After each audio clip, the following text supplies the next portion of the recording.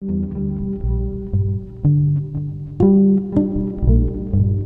acompaña hoy Javier Ibacache desde Chile. Javier Ibacache es crítico y programador de artes escénicas. En la actualidad es director de programación del Centro Cultural Seina y presidente del directorio del Centro Cultural La Moneda. Javier fue impulsor del programa Escuela de Espectadores en Chile, director de programación y audiencias del Centro Cultural Gabriela Mistral y jefe de la Unidad de Programación y Públicos del Ministerio de las Culturas, las Artes y el Patrimonio.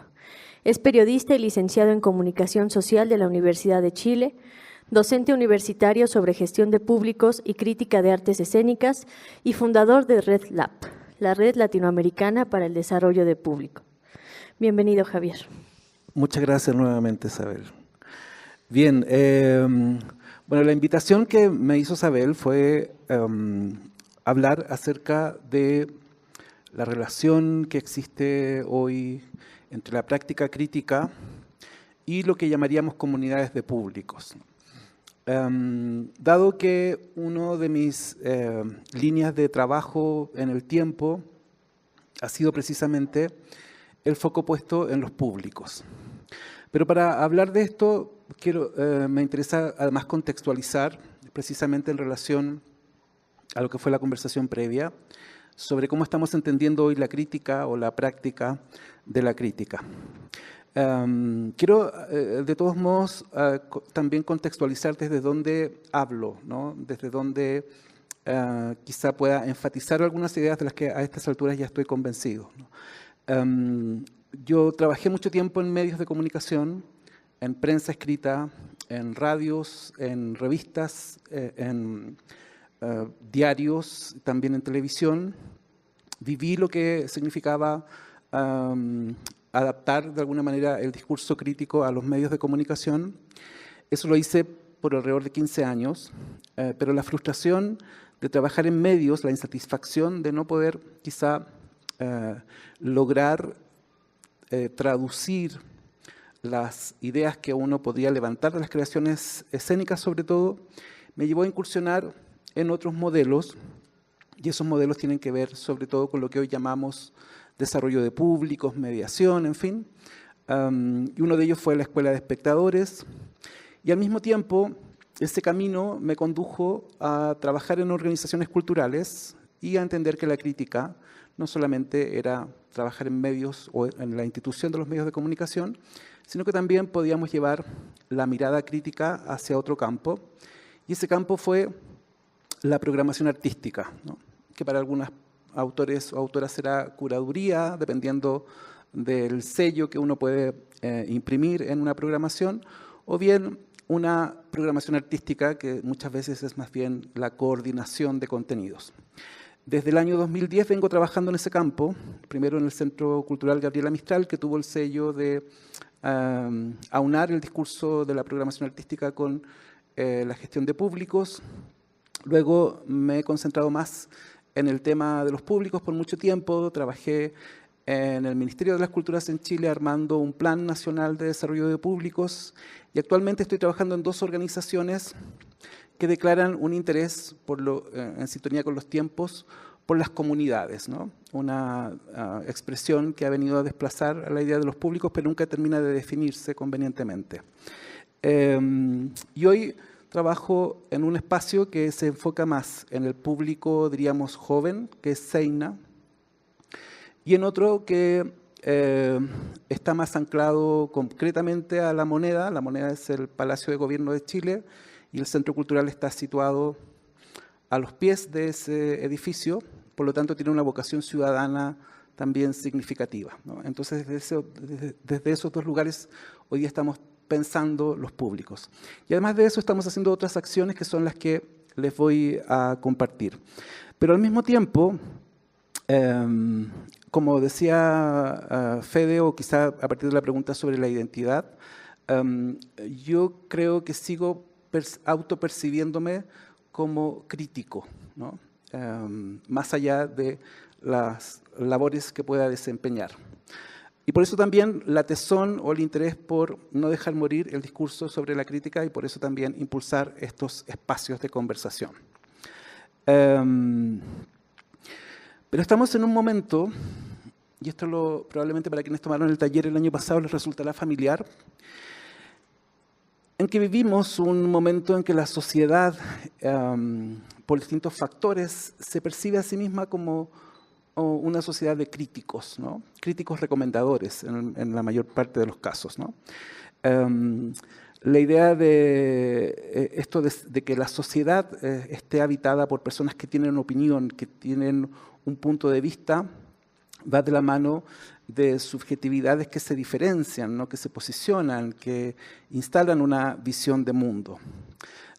Y por distintas razones podríamos pensar, por una cuestión más económica sobre todo, los tiempos están a favor de que todos tengamos y desarrollemos una individualidad, de que expresemos nuestros gustos y que esos gustos se traduzcan en consumo, ¿no? Por lo tanto, no es fortuito, me parece, que vivamos en una sociedad en que todos somos críticos recomendadores, como este capítulo de esta serie también lo grafica, ¿no? En South Park, en este capítulo, todos son críticos gastronómicos, ¿no? Y todos pueden destruir a los servicios de restaurante según las recomendaciones que en ese momento se publicaban en una plataforma, en una aplicación, en función de la libertad que tenía yo con mi historia personal. Eso es lo que nos dice de algún modo el guión de este capítulo. Puedo percibir, puedo valorar el servicio que tú estás prestando, ¿verdad? Y es muy irónico y muy extremo este capítulo en cómo satiriza el rol que de algún modo quizá cumplió la crítica en su momento en relación al sistema artístico, pero sobre todo la mirada que la sociedad hoy tiene, la sociedad de consumo hoy tiene sobre los recomendadores, ¿no? Me parece importante porque traducir y llevar la conversación que queremos tener desde acá hacia el pensamiento crítico significa salirnos, ¿verdad?, de una expectativa, ¿no?, del rol del crítico o de la crítica. Pero la figura del crítico siempre ha estado acompañándonos, ¿no? Sin embargo, cuando comenzamos diríamos, a introducirnos, a profundizar en los debates que hoy se dan en torno a la crítica, aparecen frases como esta. Esto está tomado de un artículo publicado hace un par de años, uno de los tantos artículos sobre la muerte de la crítica, en que un crítico de Londres se preguntaba finalmente eso ante la pérdida de los espacios, ¿no? Si no hay crítica, ¿no?, y se estrena una obra, ¿no?, se ha estrenado realmente, si alguien no ha escrito, si alguien no ha consignado, si alguien no ha dejado registro crítico del estreno de una obra, podríamos decir que se ha producido efectivamente ese fenómeno. Es, por cierto, una pregunta que conduce a una trampa, ¿verdad? Pero me parece bastante interesante partir de aquí, considerando lo que hemos conversado antes, sobre qué tipo de crítica para los tiempos de hoy, si es una idea de un perfil de crítico o es una idea de una práctica de crítica. Por eso mismo, lo que voy a presentarles bajo ese título, ese es el título de esta conferencia, bien ambicioso, ¿verdad?, Públicos emancipados. No vamos a hablar necesariamente del espectador emancipado, sino que vamos a hablar de tres temas, ¿no?, de crítica y poscrítica, que creo que ese es el momento en que nos encontramos, el de la poscrítica. Vamos a hablar del giro que han tenido críticos que al menos yo conozco y respeto en su oficio, hacia dónde han derivado, qué es lo que están haciendo hoy, sobre todo la idea de la crítica, la memoria y la ficción.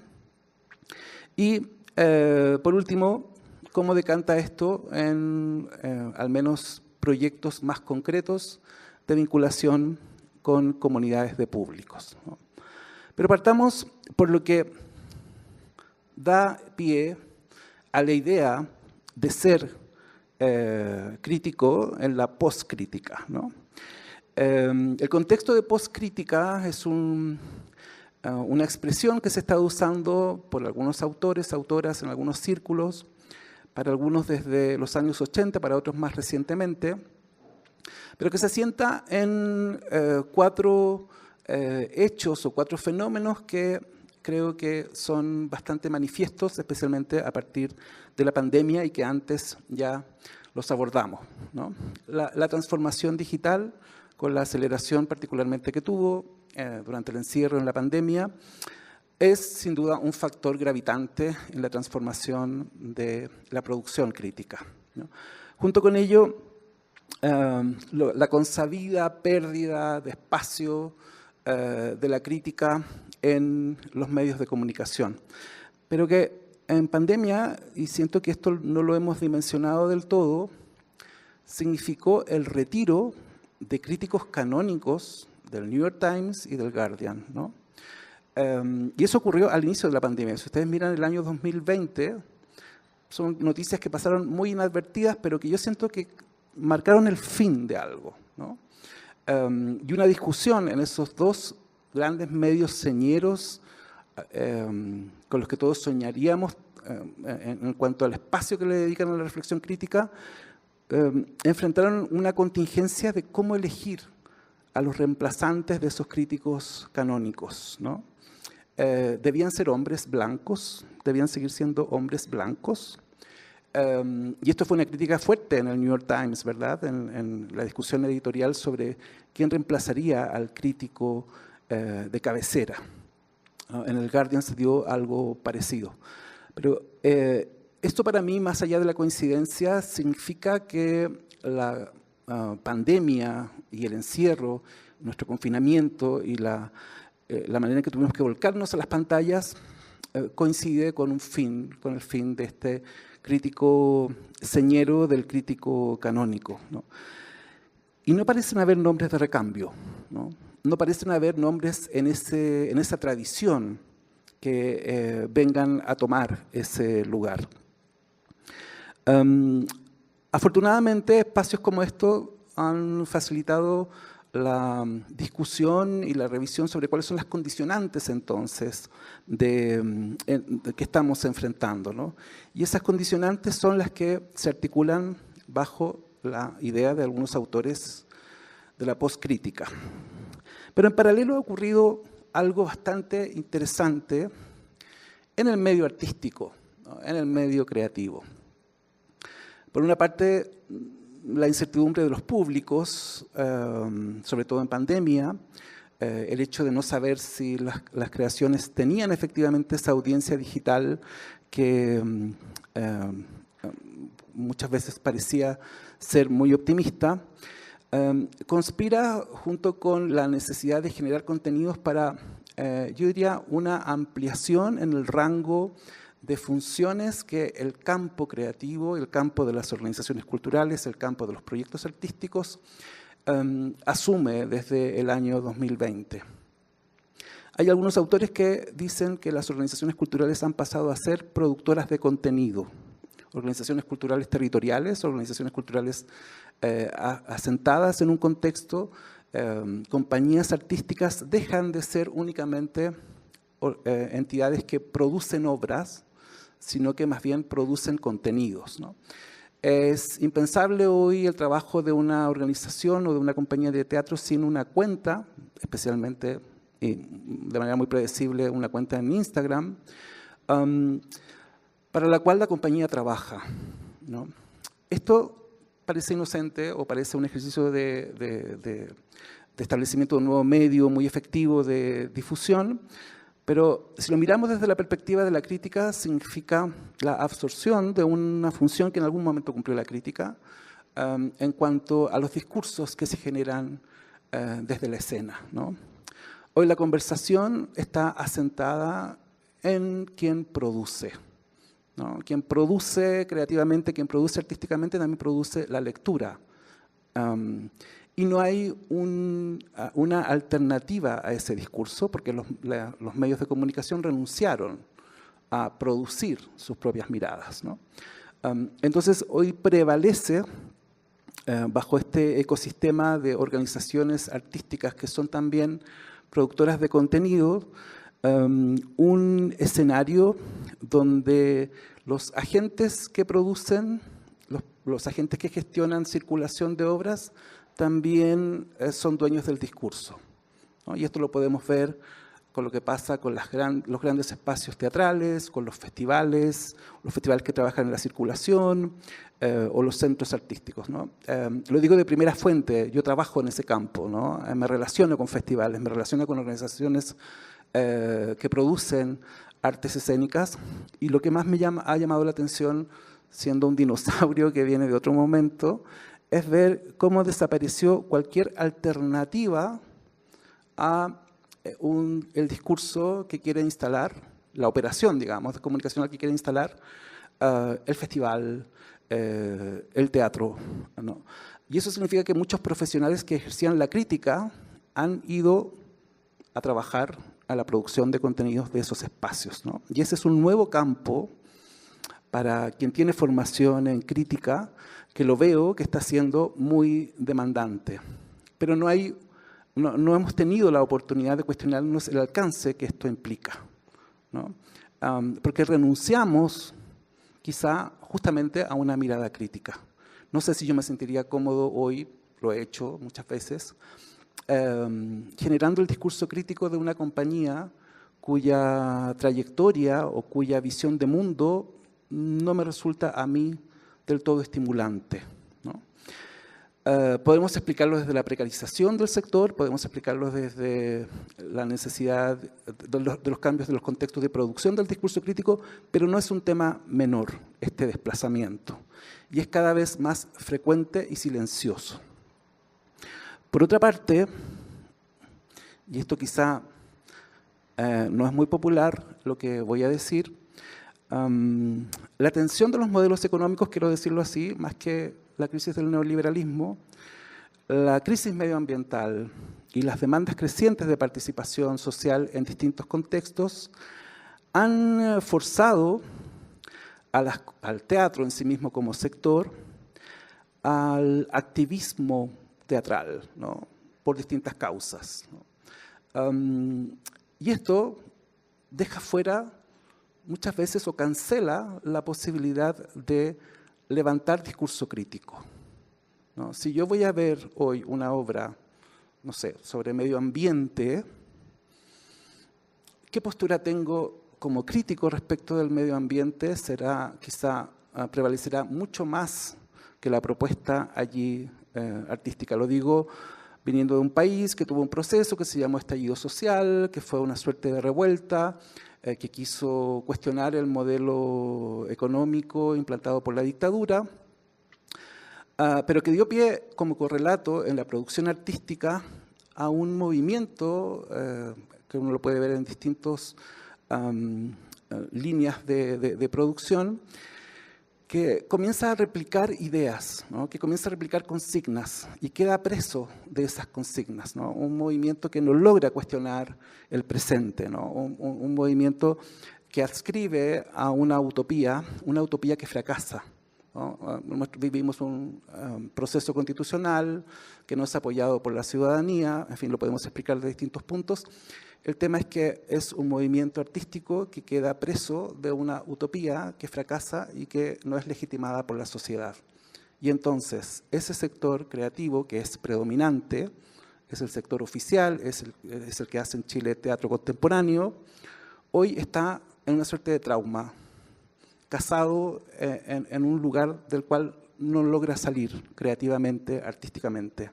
Y no tenemos capacidad crítica para hacerlo ver, porque hacerlo ver significaría rozar la zona fascista, podríamos decirlo así, de análisis de la sociedad.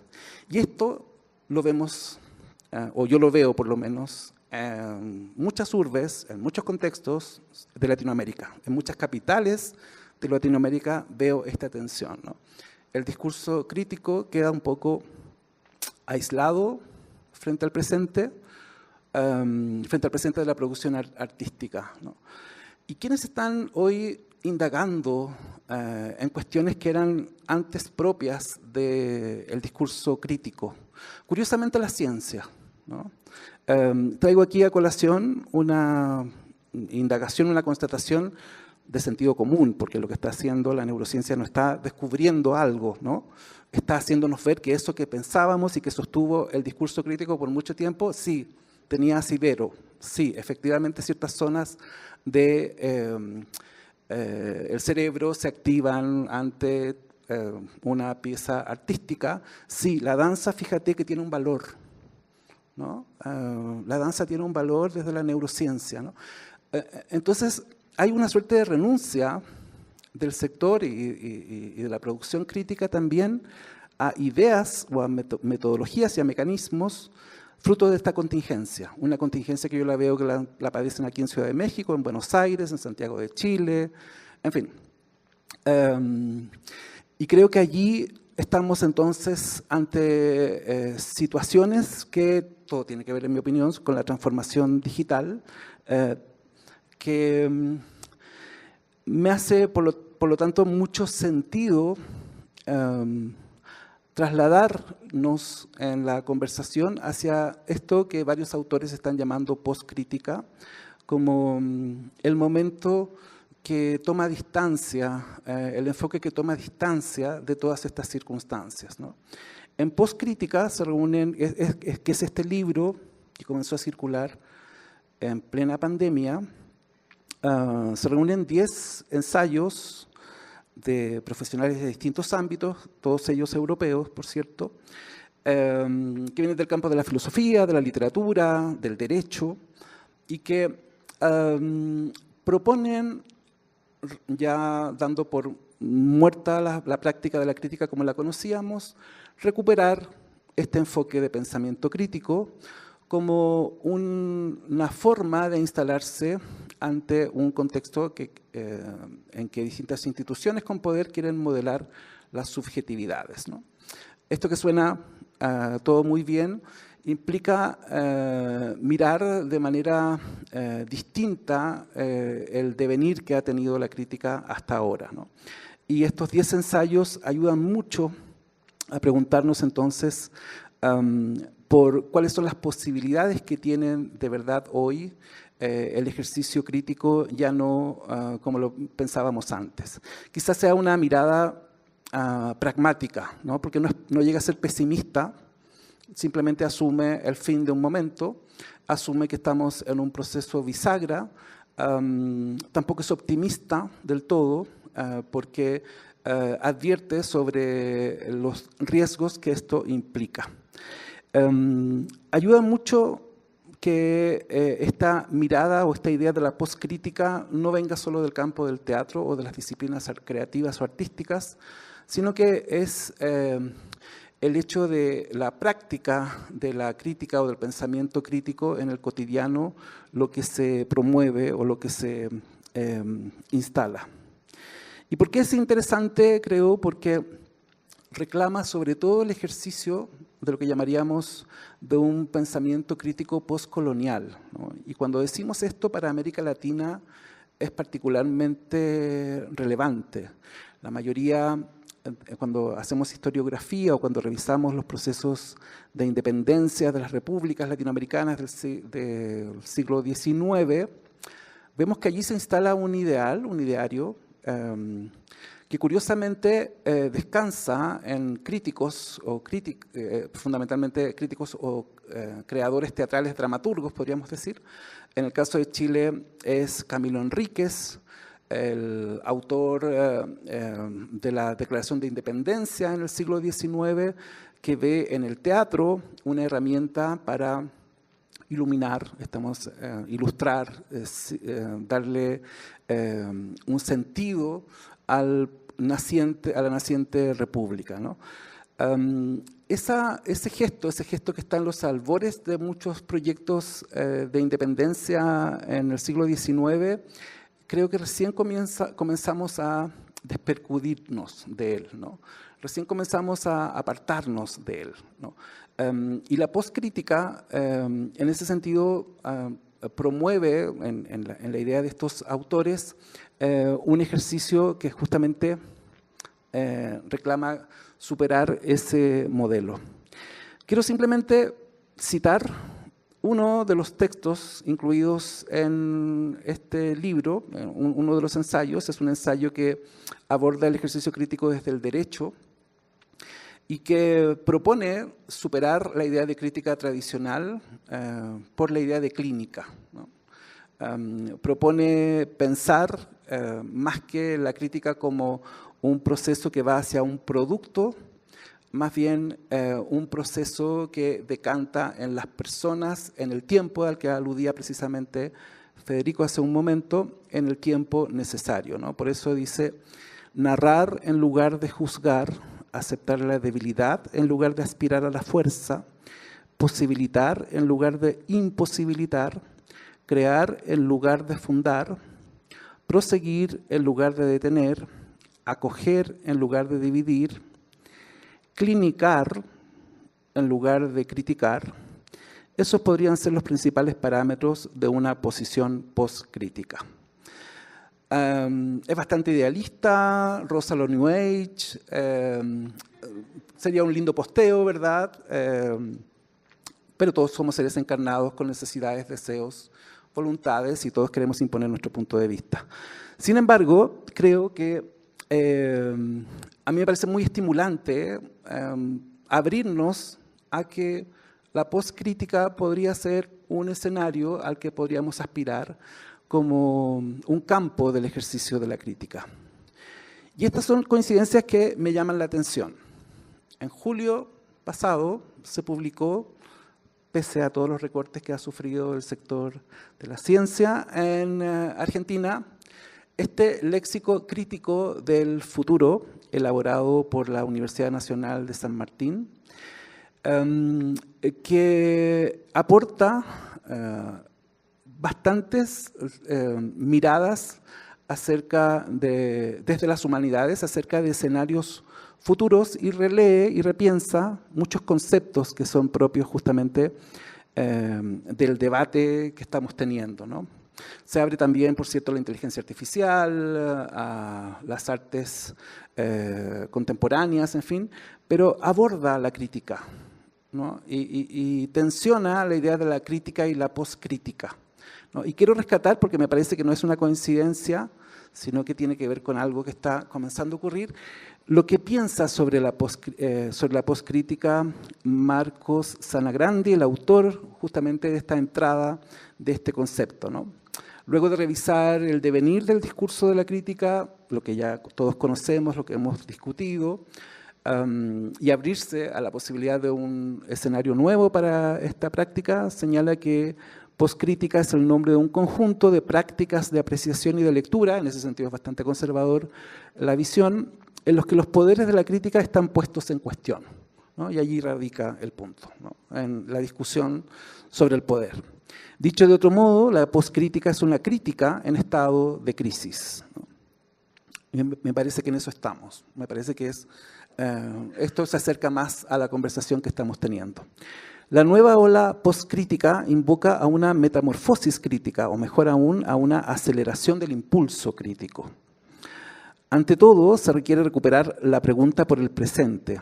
La crítica está atada a su contemporaneidad.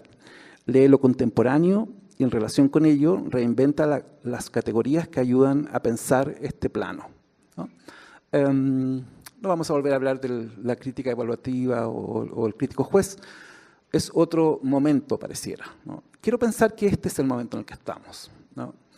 No significa la cancelación de la crítica evaluativa. Yo creo que eso vamos a seguirlo viendo, leyendo. Creo que si admitimos que los influencers son conservadores, veremos en sus modos de abordar la realidad. Creo que es allí donde de manera más corriente vamos a constatar también que la crítica evaluativa tiene vida, ¿no? Pero ya no desde el campo en el que antes lo tenía, ¿no? Pareciera que esto es lo que comienza a configurarse. Pero, ¿qué herramientas tenemos para esta linda declaración, ¿no? ¿Cuál es la metodología para alcanzar esta linda declaración? Y allí solamente quiero citar a un autor que continuador, por cierto, de Pierre Bourdieu, el sociólogo francés padre del discurso sobre las desigualdades en el campo cultural, el reconocimiento de cómo eso se traduce en las prácticas culturales y en los consumos culturales sobre todo. Didier Eribon tiene una serie de, él es filósofo y sociólogo, tiene una serie de libros que son radicales respecto de su biografía, ¿no? Que a partir de plantearnos su biografía encara el mundo, ¿no? Y tiene este libro que se llama Principios de un pensamiento crítico. Se publicó en francés en el 2016, se publicó en español en el 2019, que cuestiona justamente todas nuestras ideas sobre el pensamiento crítico, ¿no? Sobre todo cuestiona los aportes de algunas disciplinas humanistas, también del ámbito de la ciencia, en el sentido que reclama que no renunciemos a las condicionantes históricas y las condicionantes sociales que explican la aparición o articulación de un discurso, ¿no? Insiste, al igual que recuperando a Bourdieu, que era por cierto su amigo, insiste en la necesidad de que comprendamos que todo discurso, todo está dicho por alguien y que en esos discursos siempre están prevaleciendo o están filtrándose las desigualdades del contexto, ¿no? No es una cuestión muy revolucionaria lo que está comentando, pero me parece importante cómo, por ejemplo, rompe con el paradigma del psicoanálisis, ¿no? Cómo cuestiona justamente el psicoanálisis como un mecanismo de trabajo, es uno de sus vectores de discurso, para preguntarnos por otras formas de pensar el inconsciente y por otras formas de pensar la creación artística, ¿no? Me parece que esta postcrítica necesitaría comenzar a canalizar entonces otras miradas también, ¿no? Otras miradas que nos permitan despercudirnos de muchos formatos en los que hemos estado presos o presas por tanto tiempo, ¿no? Y estos ejercicios ayudan, en cierto modo, sin desconocer lo que Bourdieu nos decía siempre, ¿no? El gusto es una construcción social, ¿no? Y al interior del campo cultural la crítica cumple un rol de legitimación determinante. Probablemente ese rol de legitimación es el que en la postcrítica ya no nos encontraremos. Desde este lugar de la postcrítica, desde esta mirada o la necesidad de tener referentes para este momento, es que quisiera pasar a pensar lo que están haciendo los críticos que yo diría que son de una generación intermedia, ¿no? Los críticos que conocieron los medios, que vieron morir los medios, que conocieron la academia y que están a disgusto con la academia, ¿no? Esos críticos, estoy hablando desde Chile siempre, son espectadores profesionales, son testigos de época, son curadores de una saturación de contenidos, sobre todo de producción visual, y tienen el potencial de ser gestores de comunidades, ¿no? En la postcrítica pareciera que estos son atributos del crítico. Y quiero mencionar un par de casos. Él es Cristiano Paso, tiene formación en el campo de la crítica, en el campo de la historia, particularmente del teatro en Chile. Creció, se formó, digo, en un entorno de críticos teatrales, pero le está dando una vuelta a las metodologías, ¿no? Si bien cumple con todos los paradigmas de la academia, si bien ha cursado los doctorados que lo legitiman como una voz autorizada, ha tratado de tomar distancia de las maneras en que esa academia ha estado abordando el teatro y la práctica de la crítica.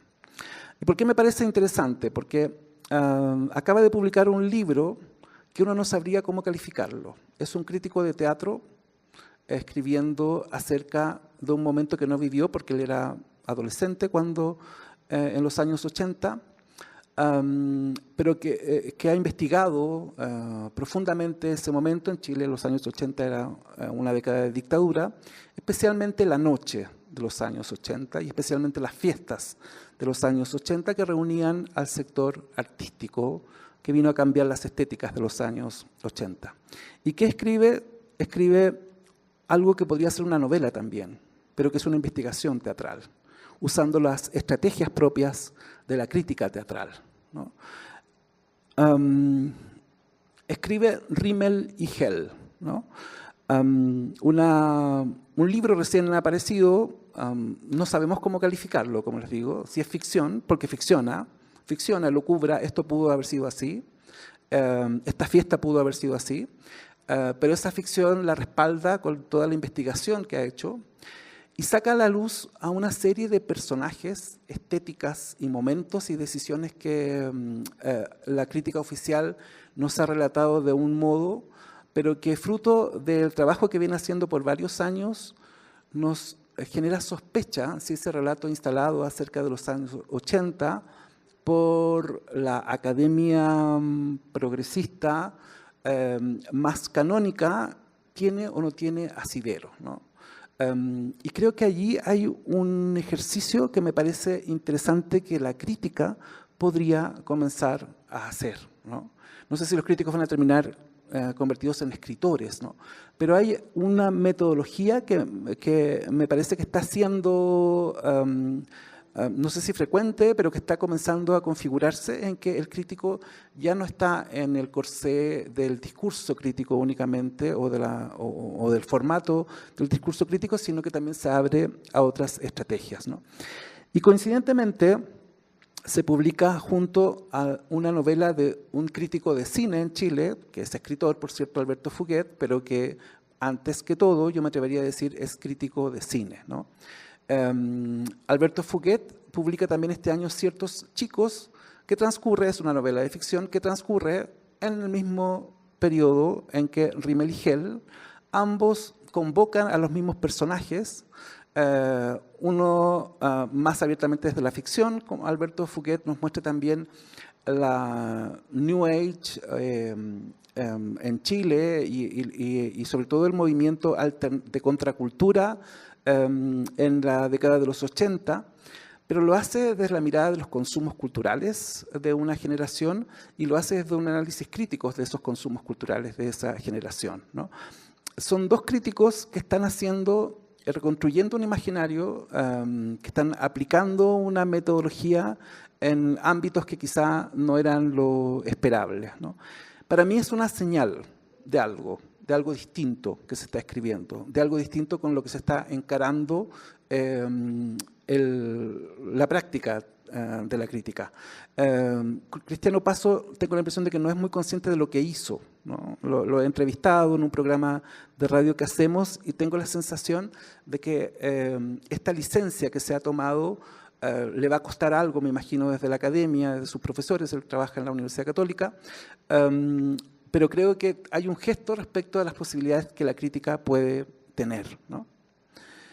En el mismo sentido, otro crítico que me parece importante, que pertenece a esta generación, me refiero a Federico Zurita. Él hizo crítica en medios, hizo crítica tradicional en los formatos convencionales, pero siguió un camino más de investigación y también vuelve a mirar al pasado, ¿no? Se llama Espacios en Ruinas, su libro, que renunciando a esto que justamente antes se comentaba de una crítica que se habla a sí misma o una academia que se habla a sí misma, sino que con el interés de hablarle a otros lectores, revisita un grupo de creaciones teatrales que curiosamente se anticiparon a los procesos que hemos vivido en Chile a nivel de discusión del modelo dejado e implantado por la dictadura, ¿no?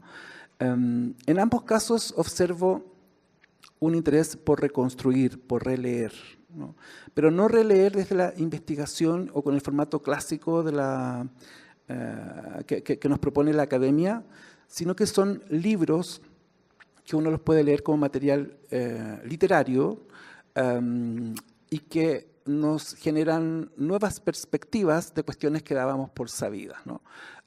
Son libros de hallazgo, de coincidencias o hallazgo de materiales que me llevan a pensar que la crítica en este tiempo, quizá en pausa o ya fuera de los medios, está reconstruyendo la memoria, ¿no? Desde un lugar distinto. Y no puedo dejar de conectarlo con otros dos hitos que están pasando en términos del campo de la crítica en Chile. Uno es la recuperación de las memorias, de los textos de dos grandes críticos que tuvimos en el siglo XX. Uno es Hans Hermann y el otro es Agustín Letelier, quienes escribieron desde los años 60 hasta avanzados los 2000. Agustín Letelier estuvo escribiendo hasta el 2008. Y sus familias le han entregado los originales de sus críticas para que hoy se conviertan en archivo, y un archivo que nos está permitiendo conocer lo que significaba ser crítica en la Unidad Popular en Chile, en el gobierno de Salvador Allende o en plena dictadura, ¿no? Y ese ejercicio lo están haciendo críticas, ¿no? Lo están haciendo desde explorando una posibilidad para el análisis crítico con materiales que corresponden al campo del archivo. Para mí también aquí hay un gesto, ¿no? de distinto y de renuncia quizá al formato habitual de hacer crítica, ¿no? Y creo que me lleva al último proyecto, que es una publicación que sale en el año 2025 y que corresponde a un material, un incunable, podríamos decir, ¿no? Esto es una tesis de un grupo de estudiantes de periodismo que la hicieron en el año 1969-1970 en la Universidad de Chile, que se dedicaron a investigar en ese contexto en que en Chile era elegido Salvador Allende, la práctica de la crítica teatral, ¿no? Y es un material muy valioso respecto de todos los entrevistados y por el formato que tiene. Es bastante tajante la conclusión, como verán ustedes, a la que llegan en el año 1970, ¿no? No hemos avanzado mucho desde entonces hasta acá. Pero creo que lo pongo en esta línea de ejercicios de recuperación de una historia, como un campo, como una posibilidad que tiene la crítica hoy en día, ¿no? Y esta parte quiero cerrarla con esto. Yo hago clases de crítica teatral a estudiantes de primer año de teatro. Quienes no saben lo que es la crítica, no han leído crítica y no tienen por qué interesarles hablar de crítica, ¿no? Entonces es bastante desafiante estar un semestre hablando de algo que no les importa, no les interesa y no sé si les servirá de algo, ¿no? Entonces, buscando estrategias para convocarles e interesarles, justamente con la idea de recuperar materiales, hemos recuperado algunos textos teatrales que hablan de la crítica. Y rescato este trabajo de Molière, que es un texto escrito como complemento al estreno de la Escuela de Mujeres. La Escuela de Mujeres se estrena a fines del 1662. Tiene muy mala crítica para lo que era ese momento en Francia, ¿verdad? Más bien muy mala crítica de salón, y fruto de todos esos comentarios, él escribe el primer texto que se refiere a la crítica, así está consignado por lo menos, que es la crítica de la Escuela de Mujeres, donde nos demuestra el eterno y recurrente gusto de las personas por hablar de lo que no han visto, ¿no? Porque esta obra confronta a los públicos de la Escuela de Mujeres que vieron efectivamente la pieza y quienes no la vieron, ¿no? Y nos muestra cómo los hombres les enseñan a las mujeres en la obra a leer una obra que habla sobre las mujeres, ¿no? Hombres que no han visto la obra, ¿no? Entonces, es de una actualidad y es de una pertinencia que ha sido el texto más efectivo con estudiantes de 18 años, quienes están comenzando a representarla y están comenzando a entender el alcance que significa quién dice la última palabra sobre una experiencia creativa, ¿no? Y creo que estamos un poco en esa zona hoy día, ¿no? Por eso quiero ir al último punto, luego de mirar postcrítica y luego de pensar en lo que están haciendo los críticos de hoy, y que tiene que ver con cómo nos vinculamos desde la crítica con lo que llamamos comunidades de públicos, ¿no? Quiero hacer un punto aquí y decir que en Santiago de Chile desarrollamos un proyecto entre el año 2006 y 2012 que se llama Escuela de Espectadores, que no va en la línea del formato Escuela de Espectadores que probablemente ustedes conocen acá, que es más subsidiario del trabajo que hace la Escuela de Espectadores de Buenos Aires, ¿verdad? La Escuela de Espectadores que tratamos de hacer con un grupo de gestores en el año 2006 y que tuvo su desarrollo de aproximadamente 6 años, buscó algunas diferenciaciones en términos de formato, en términos de participación transversal de distintos críticos y críticas convocados a analizar obras, y también en hacer una suerte de escuela de espectadores itinerante que circulaba por distintos espacios. ¿Por qué lo traigo a colación? Porque y allí aprendí lo que significa una comunidad de públicos y lo que significa trabajar con una comunidad de públicos, ¿no? Creo que, y allí me comencé a convencer que el camino que teníamos ante el cierre de los medios era el trabajo cara a cara con los lectores y con los públicos.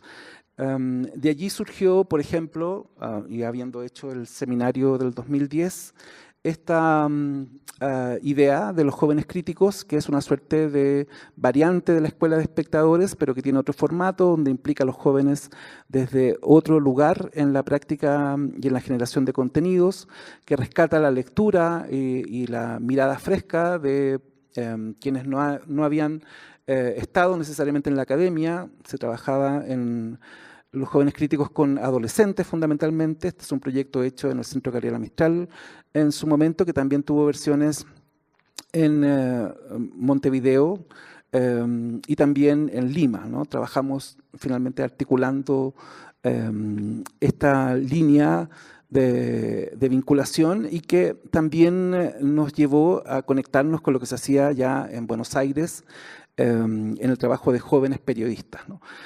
Y que pasa por construir comunidades que generan sentidos a partir de su biografía, ¿no? Que releen el presente a partir de su historia, pero que implica del crítico o de los críticos que han colaborado por lo menos en estos programas, renunciar quizá al formato convencional con que se encara una pieza teatral y más bien compartir metodologías.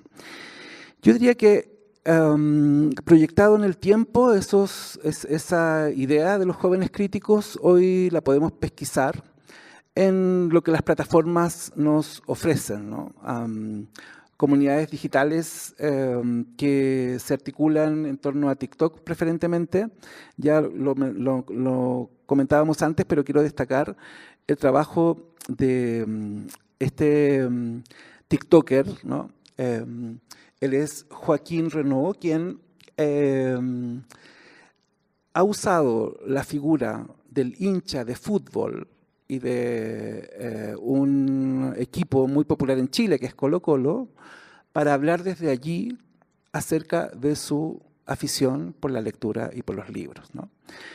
Para mí es el caso más interesante dentro del amplio arco, porque tenemos en Chile un amplio arco de TikTokers que promueven libros, porque es completamente un material de interés para el análisis de Bourdieu, ¿no? Porque complejiza los gustos. No es esperable que un hincha de fútbol de una barra brava o que cercano a una barra brava como Colo-Colo, ¿no? Que es un tipo de perfil, una clase popular que no está afiliada necesariamente a la lectura, se convierta en un TikToker con muchos seguidores, con una comunidad muy activa, y que sea hoy el fenómeno creciente en redes sociales para enganchar precisamente a un público en, por cierto, una literatura bastante tradicional, ¿no? Él curiosamente lee los clásicos, ¿no? Y es muy impactante ver cómo él promueve a Dostoyevsky con la camiseta de Colo-Colo, desde su hogar, ¿no? Es un mix que a mí me parece fascinante porque creo que solamente es posible en un entorno como en el que nos encontramos, ¿no? Esto a mí me lleva a pensar cómo hay otras operaciones que podríamos situar en la postcrítica, donde el espectador deja de ser espectador, donde el espectador más bien es un productor de contenidos y como tal es su mirada y es su visión la que se gratifica y se socializa, ¿no? Creo que aquí hay una suerte de modelo sustitutivo de la práctica de la crítica tradicional. En la entrevista que le hacen a Joaquín hace 2 semanas, que está convertido, como les digo, en una estrella, él no se siente tan un recomendador, él se siente que es un lector que quiere compartir sus gustos con el público. O sea, es una generación que no se autopercibe en los términos en que la industria o el análisis así lo encararían. Lo digo por esto, ¿no? Lo digo porque en el teatro está ocurriendo un fenómeno que entiendo que también ocurre acá en Ciudad de México o en Buenos Aires, donde los colectivos teatrales toman, diríamos, el rol de difusión y el rol de la crítica, por cierto, que antes estaban separados, ¿no? Reyes del Drama es un podcast, es un canal de Instagram, es un canal de YouTube, donde actores jóvenes, son 3 actores, se dieron cuenta que no había otra forma de ser relevante para un público si no era tomando ellos mismos la decisión de generación de contenidos, ¿no? Son al menos 3 los colectivos que lo están haciendo en Santiago y los 3 son post-pandémicos, o sea, surgen en medio de la pandemia. Y las estrategias son similares. Lo llamativo es que son hoy los medios más requeridos por el ecosistema teatral, ¿no? Hoy día es mucho más relevante que Reyes del Drama cubra un estreno y genere un podcast, en fin, que haga toda su producción, que lo haga un diario como el Mercurio, o que el crítico del Mercurio escriba algo. El Mercurio es el único diario que hoy tiene una columna de teatro en Chile, ¿no? Pero creo que aquí hay algo que tiene que ver con los tiempos, tiene que ver con la autoexplotación, tiene que ver con que los 3 trabajos que estos chicos seguramente tienen, porque no es solamente producir obras, sino que es generar contenido y sostener una comunidad digital, ¿no? Creo que aquí para mí hay un modelo que es peligroso desde el punto de vista de la falta de distancia que hay entre sus gestores y el contenido, pero que es el que tiene más proyección actualmente, ¿no? ¿Por qué lo digo? Porque era el espacio de la crítica es el que desaparece. El espacio del pensamiento crítico, del análisis crítico es el que justamente desaparece. Sus producciones son fascinantes, sus contenidos son muy efectivos, sus imágenes son muy seductoras, pero lo que ha desaparecido es precisamente la mirada crítica, ¿no? Y no lo digo en un mal sentido, sino que lo digo con un gran problema que comienza a instalarse. Yo trabajo en un espacio cultural y he tenido muchas dudas si el espacio cultural debería o no trabajar con estos colectivos, ¿no? Dudas en el sentido de cuál es la distancia, ¿no? ¿Cuál es la distancia respecto del material? Pero creo que es un signo de los tiempos en que el discurso crítico está tensionado por allí. Por eso también destaco esta otra modalidad, que es una suerte de ampliación de lo que son los clubes de lecturas a los clubes de teatro, ¿no? Se trata de La Espectadora, un club que articula a espectadoras que no se conocen entre sí, que a través de una cuenta de Instagram parte como una iniciativa que pronto, esto ha sido de este año, un fenómeno de este año, que pronto ya suma a un número importante de socias, ¿no?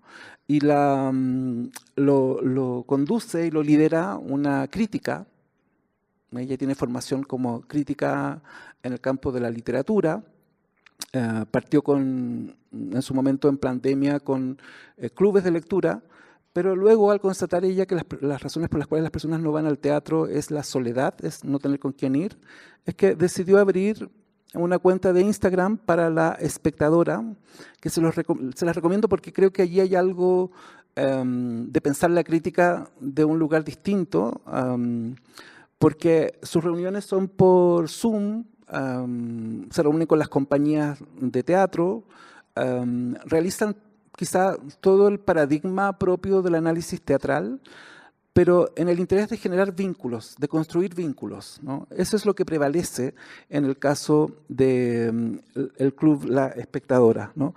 Y pienso que por allí nos trae o rescata la figura del crítico o la crítica a un lugar distinto, ¿no?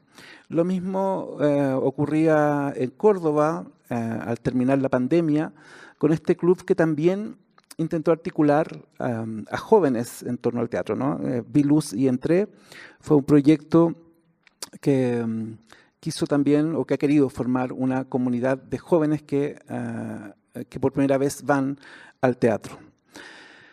Ahora bien, en esta misma línea hay proyectos más ambiciosos que no solamente pasan por el rol que la crítica pueda cumplir, sino que dan un paso más allá y que corresponden a la conformación de comités de programadores o programadoras de carácter ciudadano, ¿no? Y cuando decimos carácter ciudadano nos referimos a vecinos, vecinas de proyectos en donde funciona un festival como es el Festival Quilicura Teatro, que en pandemia buscó una forma de abrirse a sus vecinos, a los vecinos que están en los barrios. Este es un festival que se hace en el mes de enero, es gratuito, instala 5 escenarios en distintos sectores de la comuna.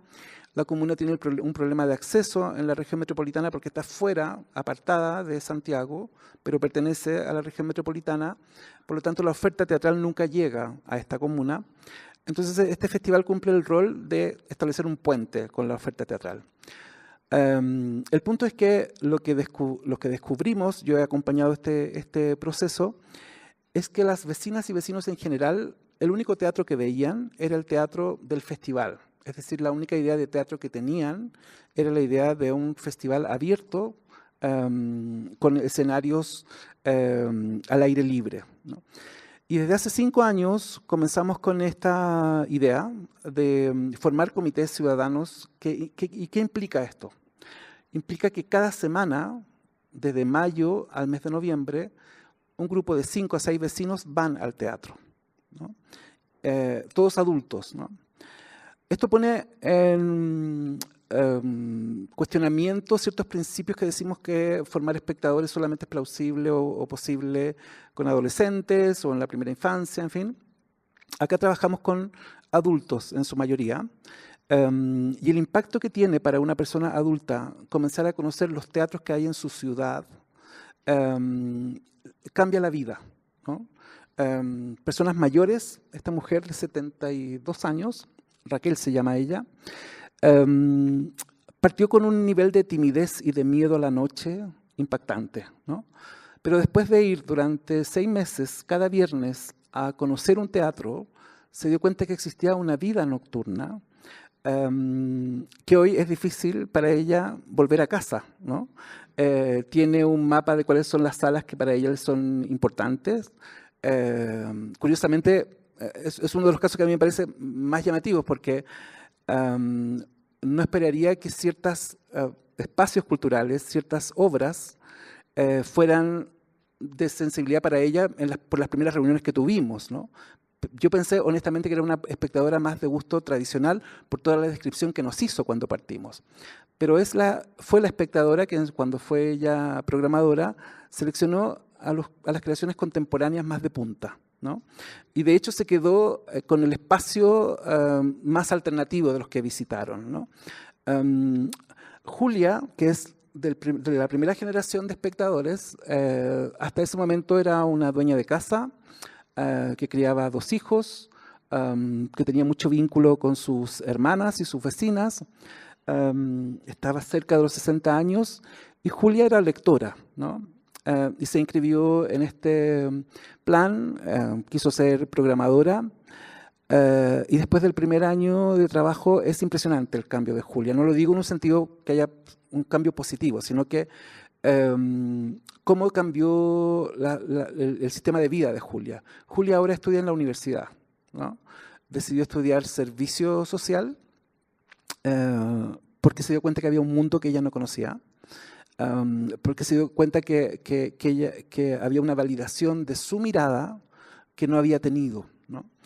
Estos proyectos que son de trabajo sostenido, donde el crítico renuncia completamente a decir la última palabra, en que el crítico se pone más bien al servicio de una conversación, en que el crítico tiene que tener un rigor metodológico de no influir en la toma de decisiones de estos grupos. Solamente podemos entregar información. Ellos llevan un diario de programación, que es como un diario de vida, donde van registrando sus sensaciones, sus apreciaciones.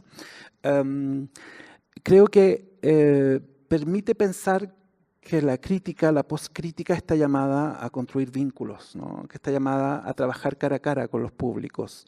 Es una renuncia a un rol que el último caso que les quiero compartir tiene que ver también con esto. Se trata de la Escuela de Espectadores del Teatro Municipal de Ovalle, ¿no? Ovalle está hacia el norte de Chile, tenía una escuela de espectadores tradicional, en términos clásicos, desmontaje de obras, qué sé yo, pero después de la pandemia esto ya no era convocante, no era interesante y buscamos, digo porque me involucré en su transformación, cuál sería la metodología que permitiría cambiar la escuela de espectadores, ¿no? Y lo que hicimos fue cambiar la lógica.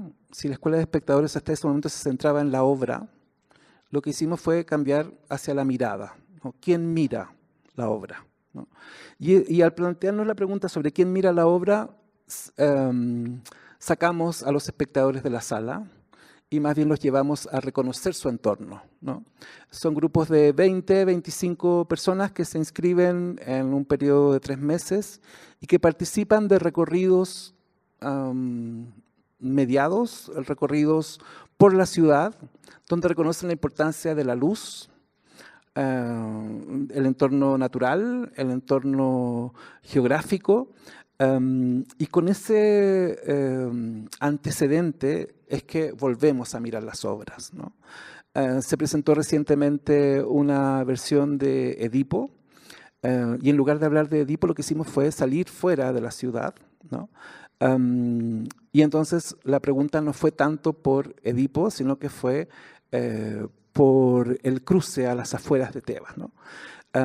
Entonces, lo que permite este cambio de mirada es que reconocemos algo tan obvio como la mirada particular del espectador, ¿no?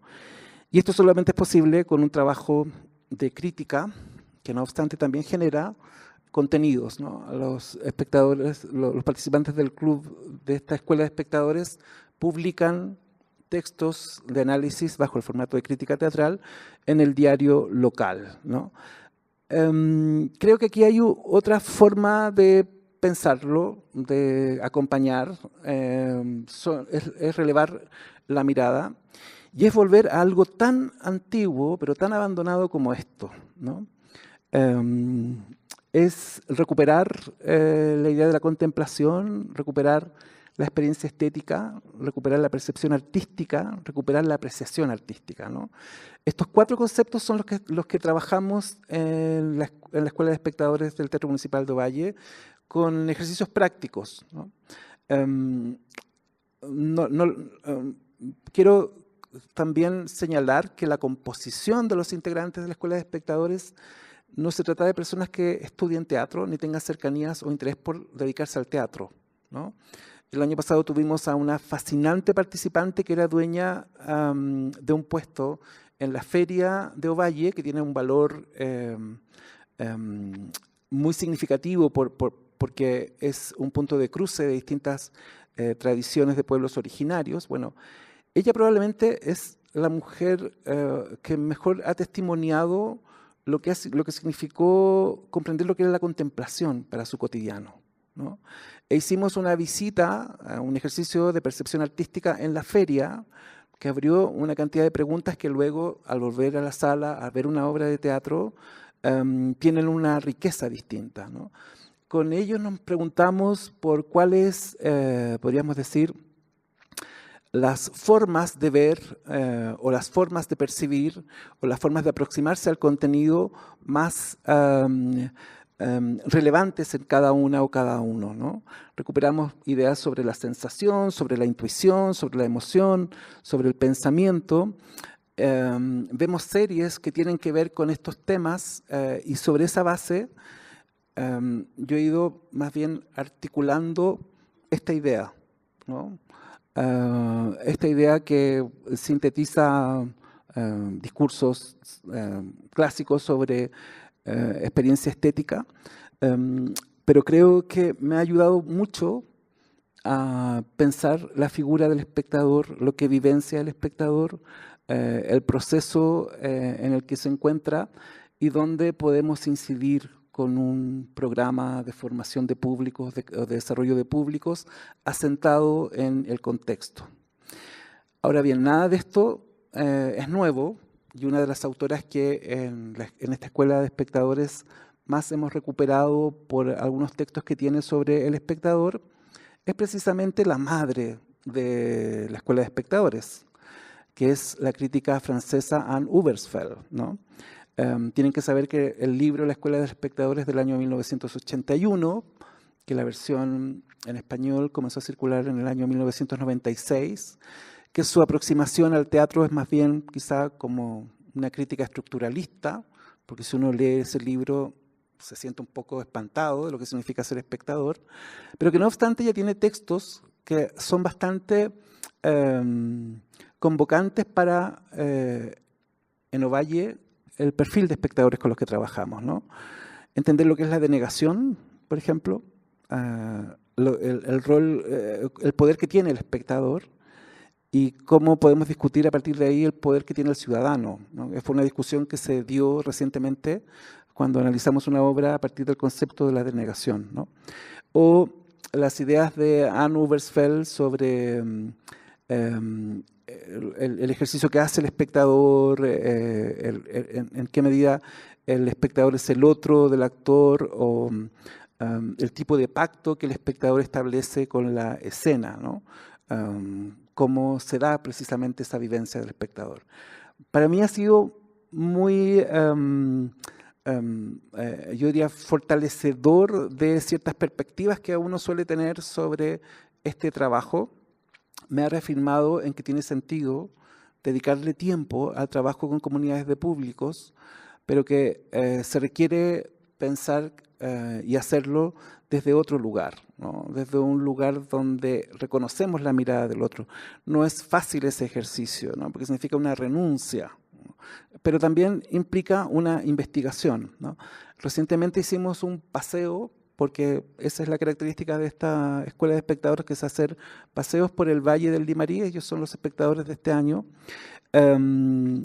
Y llevamos como material de trabajo el rito del presente, ¿no? Respecto del presente. Fuimos a conocer una zona o revisitar una zona que está abandonada por la sequía. Y creo que allí comienzan a aparecer cruces con otros temas que a mí me parecen importantes, ¿no?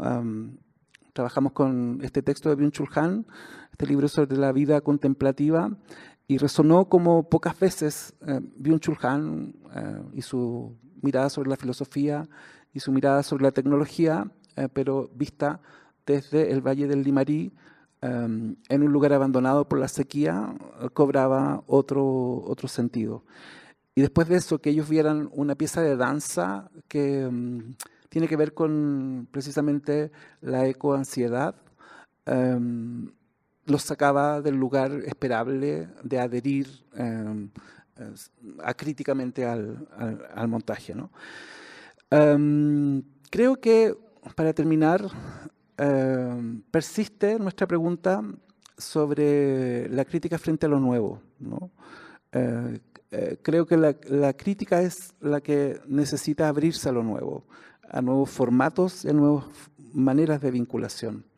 Y quiero pensar de manera optimista que podemos articular a partir de estos diálogos un proyecto de crítica emancipada, un proyecto de postcrítica, ¿no? Donde podamos generar estas comunidades, trabajar las comunidades de espectadores, activar nuevas relaciones con el ecosistema cultural, hacer estos cruces, las lecturas cruzadas sobre los contenidos, integrar otros enfoques de disciplinas, indagar en otros formatos. Para mí, la recuperación del caminar con el espectador hoy día es efectivamente revolucionario. No es tanto lo inmersivo digital, sino que es la recuperación del tiempo que marca el caminar, ¿no? Y que define la mirada. Y desde allí construir, creo, también discursos críticos en forma colectiva, ¿no? Pienso que allí hay un escenario para la postcrítica en el que podríamos indagar. Eso es. Muchas gracias.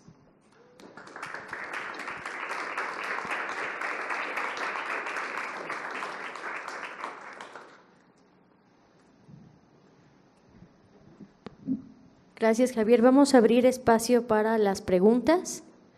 Misma dinámica, levantan su mano. Creo que fue allá primero. Sí.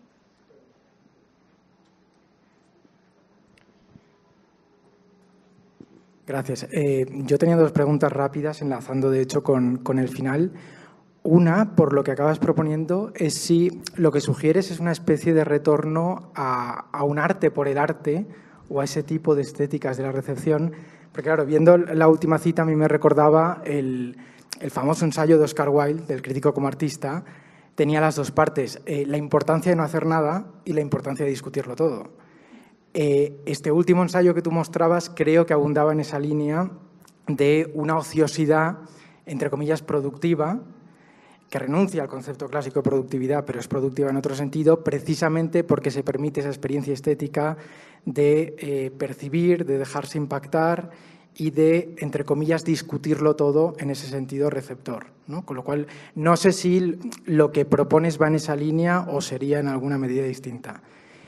Esa es una pregunta. Y la otra, si podías situar un poquito más el concepto de postcrítica, porque a mí en muchos puntos me sonaba muy parecido al pesimismo cultural posmoderno de los años 70, con lo cual no sé si hay variables distintas como la digitalización o hay elementos completamente diferentes, pero sonaba parecido y tenía la sensación de que hablabas de postcrítica como un concepto acuñado de manera más o menos reciente. He tenido esa sensación, por eso sí lo podía situar un poquito más. Claro, estoy tomando el discurso de postcrítica a partir de esos dos antecedentes que comentaba. Precisamente buscan cuestionar esa idea de postcrítica más asociada al posmodernismo y más bien situar la crítica en el contexto actual. Si bien se refieren algunos de estos ensayos a textos de los años 80, particularmente en el campo de las artes visuales, pero están más con una mirada puesta en el presente, ¿no? Entonces, creo que la mirada de postcrítica es buscar salidas al ejercicio de la crítica en el contexto que describimos, más que rememorar o recuperar discursos más asociados al posmodernismo. Ahora, sobre lo segundo, lo que uno constata, o lo que yo constato, por lo menos cuando hago trabajo grupal, es que la adicción a las pantallas es el principal problema de las personas, ¿no? Y su incapacidad de estar en el presente. Y esta recuperación de la idea de lo que hacemos en Ovalle parte de allí, ¿no? Su principal problema en una comuna es hoy día la dificultad que tienen para relacionarse.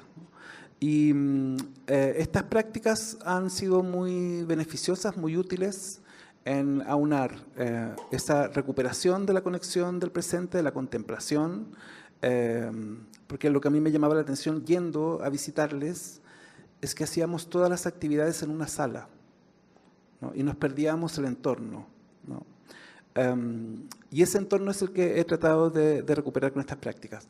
No estoy seguro si es un modelo a promover, pero creo que es muy fértil por la desconexión que hoy tenemos con el presente, ¿no? El hecho de que caminen a pie descalzo por un sector de la ciudad que está un poco abandonado, cambia completamente la relación después para ir a la sala de teatro, ¿no?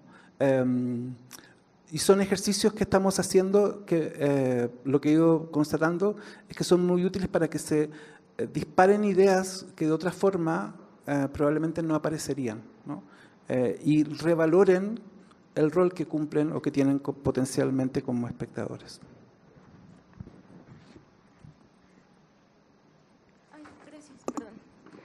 Muchas gracias por todo. Siempre me parece que cuando te escucho o te leo, siento que aparecen hallazgos frente de mí y me es muy difícil no pensar en México y en la situación también que se vive acá, que yo siento que son contextos sumamente diferentes respecto a lo que se le considera o cómo se hace práctica de la crítica, ¿no? Y también escuchándote pensé en la heurística, ¿no?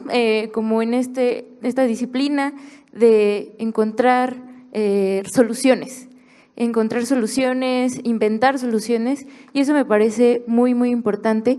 Y también pienso en otra cosa que no pude dejar no se fue de mi cabeza desde que lo mencionaste, que es que das esta materia cuando entran a la carrera de crítica, porque en mi caso, en la carrera que yo estudié, era una materia optativa.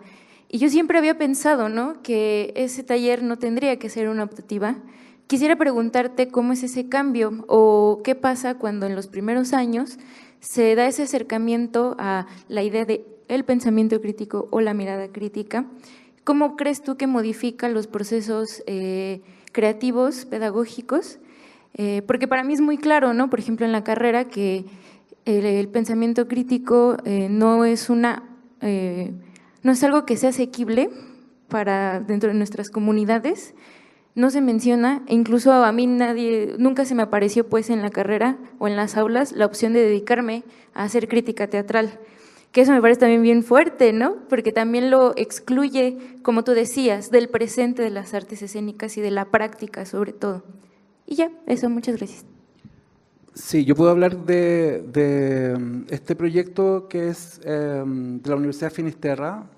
Es una universidad que tiene la carrera de teatro y que justamente han ido cambiando la malla curricular. De hecho, crítica teatral antes estaba al final de la carrera, en cuarto año, pero desde hace 2 años está en el primer año, justamente porque constataron, y así lo veíamos cuando hacíamos el trabajo con estudiantes que egresaban, sentían que habían perdido el tiempo, ¿no?, que era una herramienta que debieron haber tenido antes, ¿no?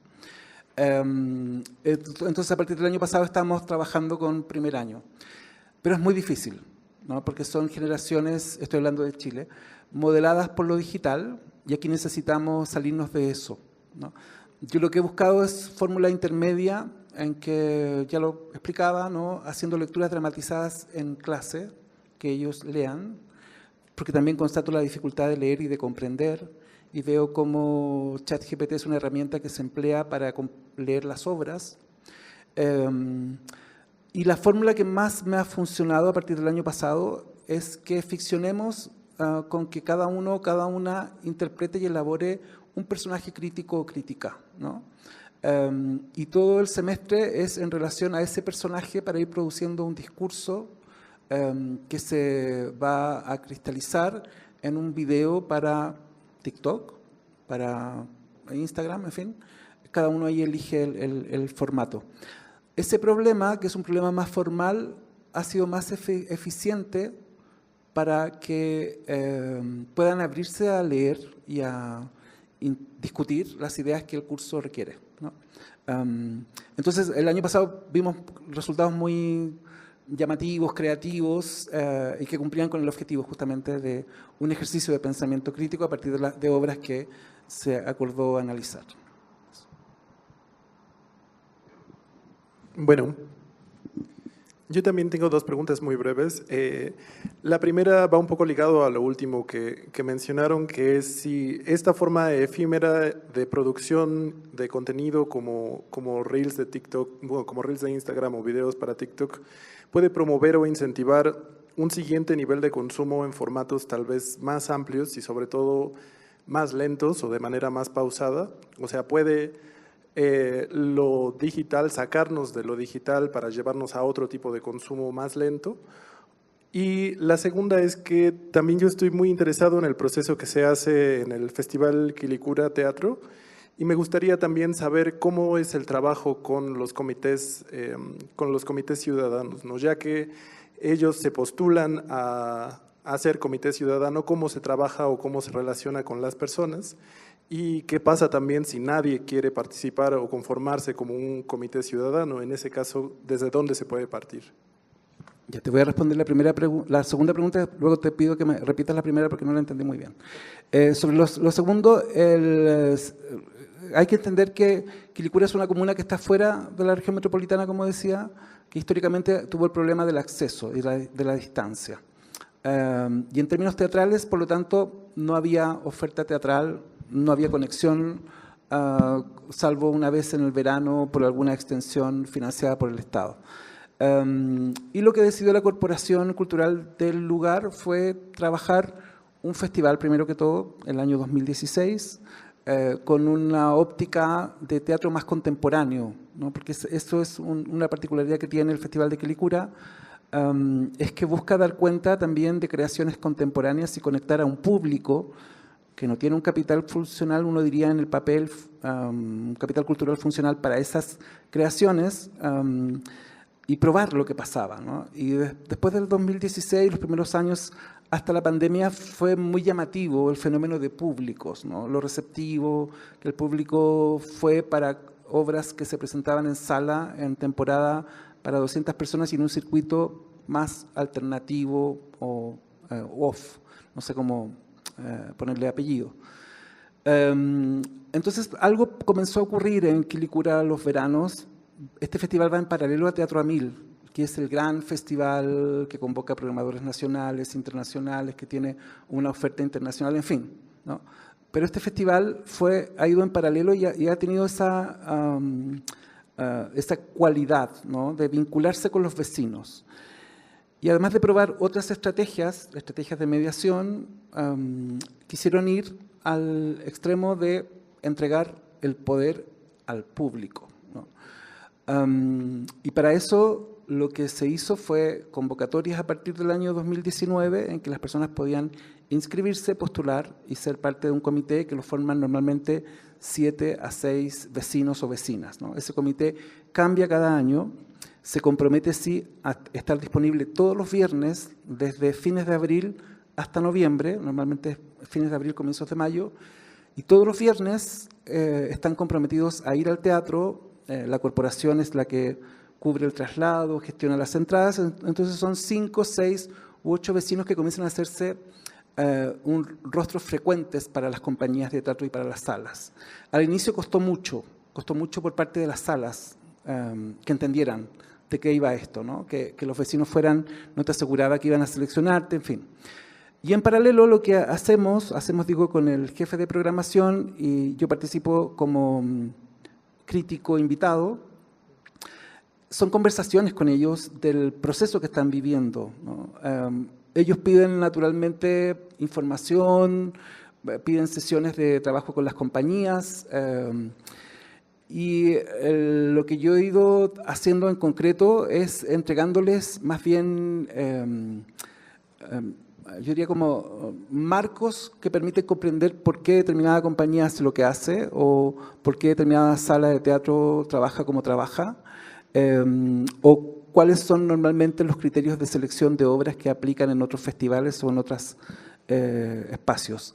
Ellos son quienes definen cada temporada cuál es el criterio que van a emplear. Normalmente deciden un criterio editorial, o sea, temas que les interesan a partir de lo que han visto. Se hacen como 3 reuniones de selección por trimestre cada una. Y allí yo participo escuchándoles, y las discusiones son siempre teniendo presente a sus vecinos, ¿no? Lo que a mí más me impacta es cómo, aun cuando son 6 o 7 los que participan, o 5, dependiendo del trimestre, cuánto se involucran sus vecinos en la toma de decisiones, sus familias en la toma de decisiones. O sea, cuando descubrí que ellos tenían que llegar a sus casas cada viernes a contarles a sus familias lo que habían visto, o sea, me pareció que ahí había un tema de investigación muy llamativo porque comenzaron a articularse comunidades, o lo orgullosos que estaban los vecinos de algunas de ellas porque eran parte del comité, ¿no? Entonces les da un estatus local. Entonces comienzan a aparecer otras cosas. A mí lo que más me impactaba era que una de ellas tenía que hacer una reunión online con sus hermanas que vivían fuera de Quilicura y contarles lo que había visto cada viernes, ¿no? Piensen en el impacto que esto tiene, ¿no? Piensen en que son personas cuyas familias tienen que reorganizarse, ¿no? Y cómo entra el teatro en sus vidas, ¿no? Y las cosas que ven son muy diversas, o sea, no hay ellos van eligiendo qué ver por intereses de temas, porque en algún minuto querían ver musicales, querían ver comedias, querían ver contemporáneo, en fin, pero es muy amplio el arco de contenidos que ven. Para mí es una de las experiencias que más me echa por tierra muchos paradigmas que tenemos sobre el espectador, ¿no? La transformación de sus vidas, para mí es testimonio de que el teatro sí cambia a las personas. El hecho de ir al teatro sí puede cambiar a un adulto, ¿no? Pero significa un compromiso. Los pasan a buscar a las 18:30 los días viernes en un punto en el que tienen que estar. Vuelven a las 10, 10:30 de la noche y ahí comienzan ellos a hablarle a sus grupos sobre lo que han visto, ¿no? Y eso me parece como fascinante. No sé cuál era la primera pregunta, si me la repites. Sí, la voy a reformular un poco más breve. Nos presentaste ahora como estos influencers, youtubers y creadores de contenido digital que también pues, hacen videos sobre recomendaciones, hacen videos sobre esta breve crítica de 30 segundos, 1 minuto. Y mi pregunta era si este tipo de contenido que se ve en las redes sociales puede fomentar el consumo de otro tipo de contenido en formatos más grandes o en formatos fuera de lo digital, o está hecho solo para circular dentro y mantener a las personas dentro de la misma red sociodigital.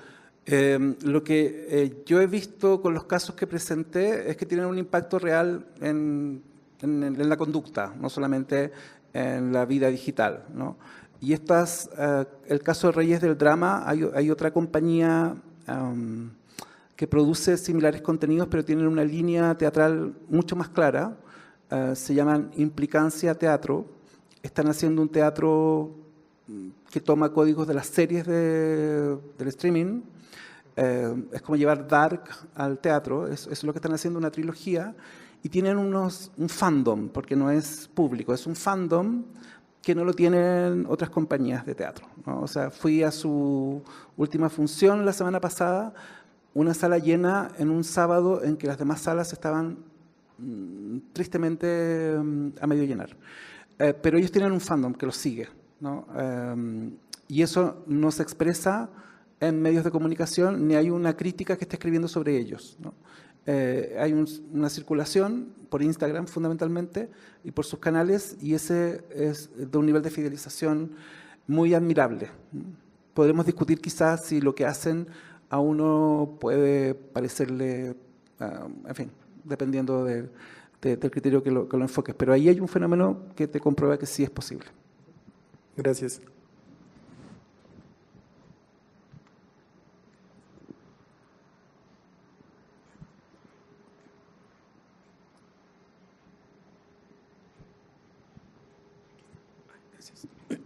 Buenas tardes. Javier, cuando hablas de ese activismo teatral que puede llegar incluso a inhibir los discursos críticos, ¿qué cae dentro de esto? Por ejemplo, tú hablabas de el ambientalismo, ¿no? Lo de las cuestiones de ecosistemas, los que hablan de esto. Pero también en México hay muchas obras que hablan sobre disidencia de género y discapacidades, por ejemplo, o enfermedades mentales. Abunda mucho este tipo de temas en la cartelera mexicana. Pero pareciera que ahí no puedes hacer un discurso crítico porque ya te colocas fuera de la norma, de lo políticamente correcto. ¿Pueden estos temas inhibir precisamente esta postura crítica, dado que son como que la norma actual? Me invitaron a ser parte de un comité de selección de obras de un teatro en Santiago la semana antepasada, y estuve en este problema, ¿no?, cuando revisaba proyectos, ¿no?, porque los proyectos me parecían poco interesantes para lo que buscaba el espacio, ¿no? Y discutimos mucho con su comité de programación qué es lo que el espacio en verdad quería, ¿no? Porque en mi opinión no aportaban nada. En mi opinión era como un teatro para convencidos sobre determinadas causas. Y con eso creo que reafirmé esta impresión que tengo de que queda excluido la posibilidad de un ejercicio crítico como lo entendemos quizá habitualmente. No estoy seguro si para eso habrá una respuesta intermedia, pero para mí es un problema que salta a la vista, ¿no? Yo tengo ciertos referentes, cierto marco de análisis, pero pareciera que esas obras reclaman otro marco de análisis donde tiene que haber una afiliación a ciertas visiones de mundo, ¿no? Y no estoy diciendo que uno sea disidente respecto de esas visiones de mundo, ¿no? Por eso hablo de activismo, ¿no? Pero creo que es un problema hoy día para quienes no necesariamente suscriben a totalidad la visión, no sé, feminista, la visión de determinadas disidencias o la mirada que se tiene sobre los pueblos originarios, en fin. En Chile es muy problemático, es una tensión, ¿no? Tuvimos una revuelta social, tuvimos una convención constitucional donde todos esos temas iban a ser resueltos por un proyecto constitucional, ¿no? Pero eso no ocurrió. Entonces, estamos en un escenario en que no sabemos muy bien si, como dicen algunos autores, son temas de interés de determinada agenda o no. Para la crítica sí es un problema, ¿no? Yo que soy un poco un dinosaurio, he pasado por distintos momentos, pero no lo había visto de una manera tan apasionada la necesidad de tomar postura antes de hacer un análisis crítico. No sé si respondí a tu pregunta, pero sí se lo manifesté a este comité de programación, que en verdad quizá yo no era la persona adecuada para lo que querían hacer. Entonces, pero creo que ahí uno debería ser consistente con lo que ha sido el recorrido que uno ha hecho. Hola, ¿qué tal? Alfredo Millán. Y un poquito también en el mismo sentido, yo tengo una cuestión con lo que es el pensamiento crítico como tal, ¿no? Y qué es lo que le afecta principalmente. Y creo que la crisis tiene que ver con una cuestión de desarrollar una buena conciencia. O sea, creo que el problema está por ahí, esta conciencia que genere una buena creatividad, que genere una conciencia natural, virgen, que encamina propiamente a la propia creatividad natural per se. También creo que tiene que ver con esta cuestión de lo que está detrás que no permite este pensamiento crítico, que puede ser los grupos de poder, por ejemplo. O sea, este pensamiento crítico, ¿cómo puede avanzar en un momento dado ante el secretismo, ante el influyentismo, por ejemplo? Que muchas veces pareciera que más allá de ayudar al buen desarrollo de la crítica o al buen desarrollo de esta creatividad natural, pareciera que la bloquea, porque precisamente no interesa la buena crítica. En ese sentido, ¿qué opinión te genera? O sea, para mí el pensamiento crítico es una práctica más que un discurso que tiene una metodología posible de trasladar al campo de la crítica artística, crítica teatral, y consiste en hacerse preguntas frente a lo que tenemos, ante lo que tenemos al frente, ¿no? Preguntas que son conducidas por la sospecha, por la necesidad de tener quizá evidencias. Por lo tanto, no creo que tengan tanto que o estén asociadas a lograr un objetivo, sino que tiene más que ver con una forma de encarar los procesos. Si una obra, una creación teatral tiene una lectura que promover, el pensamiento crítico nos ayuda a salirnos de esa lectura a partir de las preguntas que nos hagamos, ¿no? Desmontar ideológicamente una creación artística, una creación teatral sobre todo, donde las capas del poder se traducen en distintos lenguajes, me parece que es la posibilidad que ofrece el pensamiento crítico. Al menos en los talleres que hacemos con estos alumnos que yo les comentaba, el ejercicio al que apostamos es ese, ¿no? En hacerse las preguntas pertinentes para desmontar la operación que tenemos al frente. Eso es bueno, eso es malo, es la obra buena o mala, no pasa tanto por allí, sino que por comprender cuáles son los mecanismos que están en juego en esa creación artística.